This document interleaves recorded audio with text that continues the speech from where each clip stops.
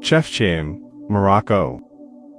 Nestled in the Rif Mountains of northern Morocco, Chefchaouen is often called the Blue Pearl of Morocco, and for good reason.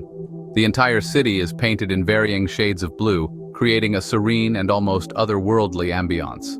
This striking color scheme is not only beautiful but also deeply rooted in the town's history and culture, with theories suggesting it was introduced by Jewish refugees in the 15th century.